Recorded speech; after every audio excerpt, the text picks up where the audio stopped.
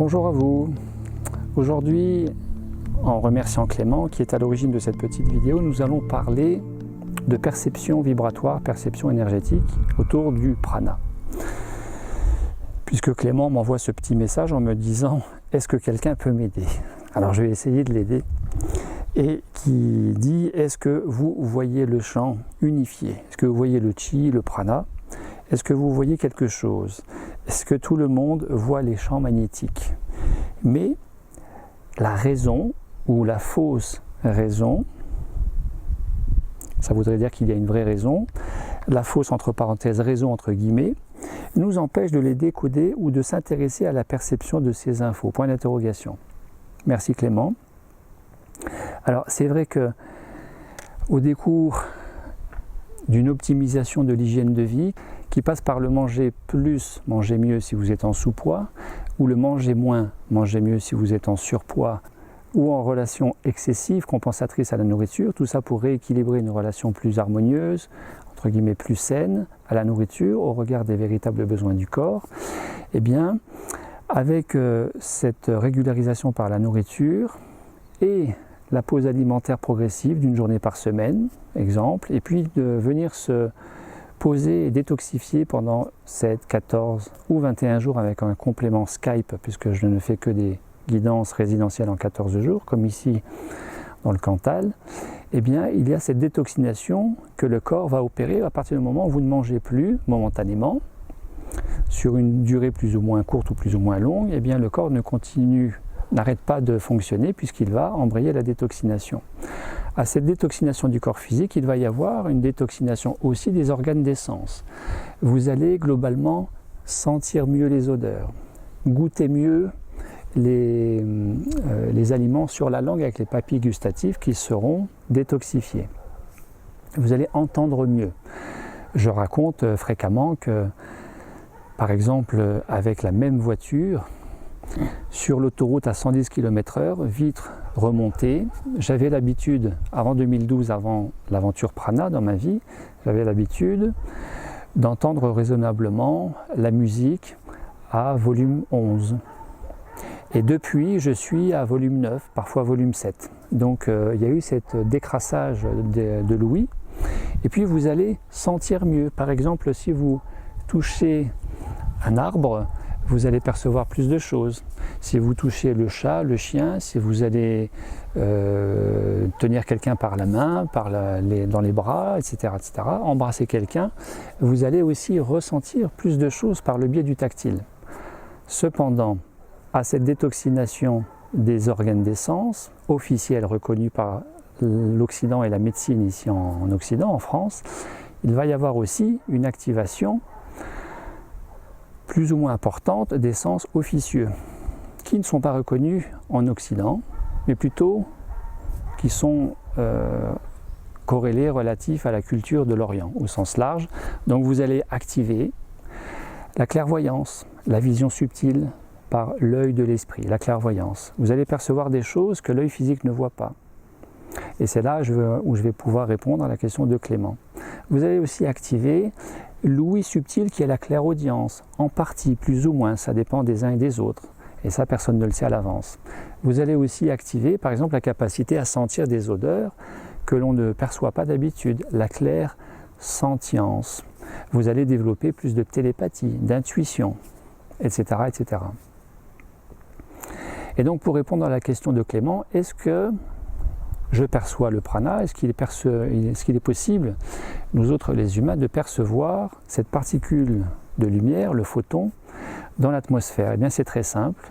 Vous regardez chez vous un plafond uni ou un mur uni ou alors le ciel nuageux ou bleu comme maintenant, où il fait très beau ici. Vous regardez sans chercher à voir quoi que ce soit. Vous perdez votre regard dans le paysage local. Une fois encore, que ce soit le mur uni chez vous, le plafond uni ou le ciel. Vous regardez sans chercher à voir quoi que ce soit. Et à un moment donné, ça s'appelle le laisser faire et le lâcher prise, de trop vouloir voir quelque chose. Vous allez distinguer sur votre écran visuel des paillettes dorées, très brillantes, toutes petites, infimes, et qui ne suivent pas votre regard. Ça part dans tous les sens, vraiment. Si ça suit votre regard, ce ne sont pas des paillettes de lumière, ce ne sont pas des photons, ce n'est pas du prana, ce sont des poussières qui sont dans votre œil, qui sont dans l'humeur aqueuse, derrière le cristallin.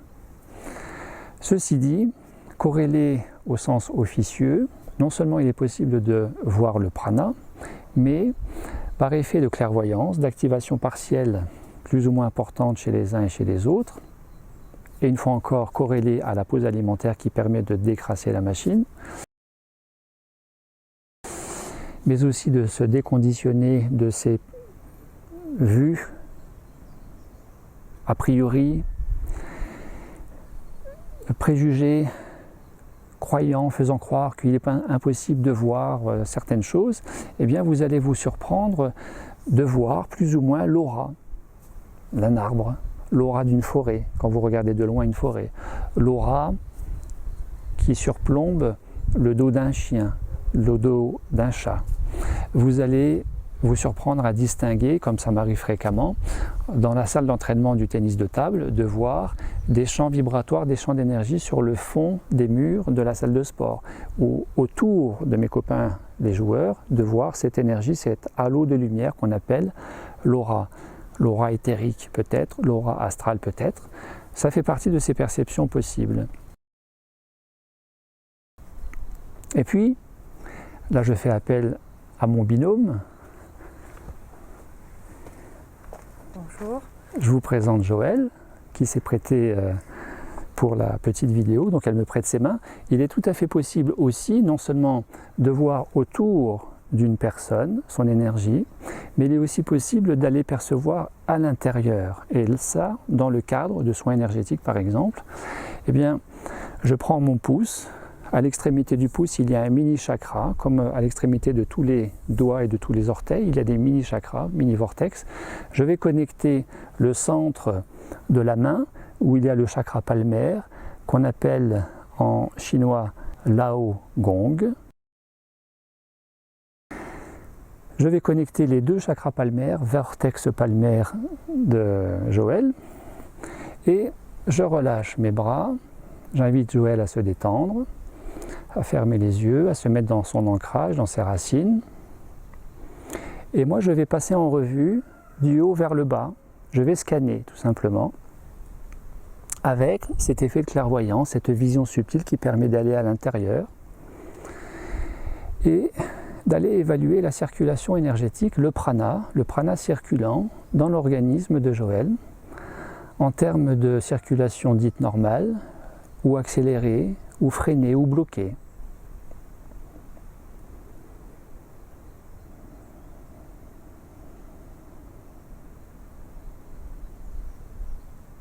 Par exemple, spontanément, je n'ai aucune information concernant Joëlle.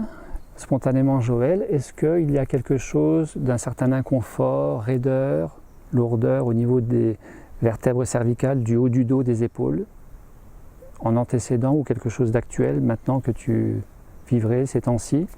J'ai toujours eu mal à la gorge, mais alors les vertèbres, je me suis fait remettre l'atlas. Oui. Effectivement, après dans le haut du dos, j'ai des points.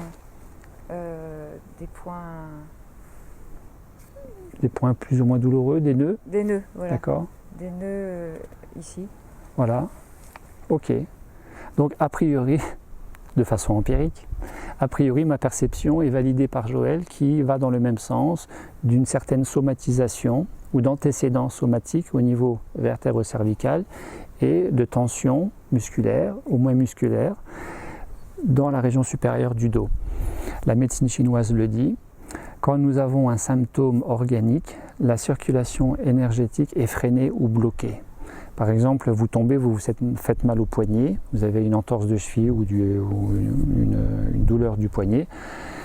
À ces symptômes diagnostiqués médicalement, il va y avoir un ralentissement ou blocage de la circulation énergétique. Pour que le symptôme soit résorbé, quelle que soit l'approche thérapeutique, il faut que cela se traduise aussi par une libération de la circulation d'énergie. Cette même circulation favorisant aussi la levée du symptôme, tout simplement. Merci Joël.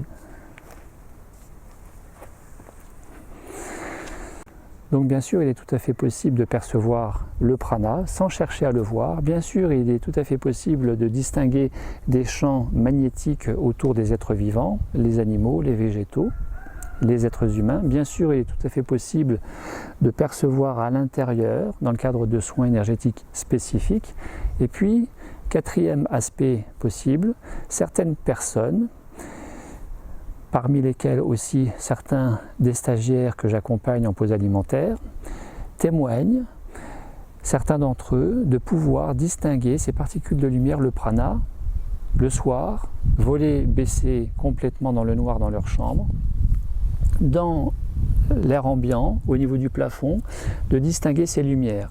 Ça peut, a priori, pour certains faire peur parce que c'est nouveau, parce que c'est inconnu, et qu'est-ce qui se passe quand on ne comprend pas, on a tendance à s'en inquiéter facilement. Or, c'est simplement qu'au moment où la personne va se coucher, elle bascule en état alpha, entre veille et sommeil, qu'elle va favoriser dans cet état alpha une réduction de l'activité du mental et une ouverture à davantage de conscience avant le sommeil, et ainsi de connaître ce que, en psychiatrie ou en neuropsychiatrie ou en neurologie ou en neurosciences, on appelle les phénomènes hypnagogiques liés à l'endormissement, qui sont ce potentiel à capter des choses par les organes des sens officieux que les organes officiels ne peuvent pas appréhender, auxquels ils n'ont pas accès tout simplement. Donc la capacité à entendre des sons, des flûtes, tout simplement, ou de percevoir ces lumières, ou même derrière les paupières de percevoir des nuages et d'avoir les paupières qui commencent à battre comme ça, qu'on appelle le phénomène REM, Rapid Eye Movement, qui est bien connu par les médecins anesthésistes dans le cadre de l'anesthésie préopératoire ou du réveil post-opératoire. Voilà, je ne sais pas si j'ai été exhaustif pour la question de Clément. En tout cas, ça fait partie de ces choses liées aux perceptions vibratoires, rendues possibles et qui augmentent de façon exponentielle, régulièrement ou irrégulièrement, dans le cadre et à l'issue d'un processus conséquent de pause alimentaire, nourriture en conscience, nourriture lumière, nourriture pranique. Merci à vous, à très bientôt. Merci Joël. Au revoir.